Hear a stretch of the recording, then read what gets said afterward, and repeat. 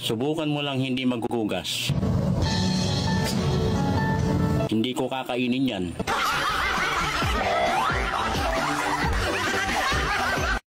Pag naasar ako, pitikin ko talaga yan sa'yo. Sa'yo yung pitikin mo, wag sa akin. Nang mababae ka pa rin?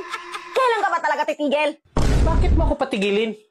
Sa sobrang daming magaganda, paano na sila? Eh, sino pa yung reject? Siya pa yung mahilig. Paano mo nasabing reject ako? Di ba pag nag-harvest ng mga prutas, bukod sa nabibiyak, ano pa yung nire-reject? Mga maliliit. Oo, maliit yung sa'yo eh. Kung ganyan man lang na i-reject ako, tahiin nyo na lang yun sa inyo. Kung tatahiin namin, maraming lalaking magbibigti. I-reject din naman yung sa inyo ah. Paano naging reject ang malaki? Tapos masarap pa. Alin ang reject doon? Hindi mo ba napansin? Paano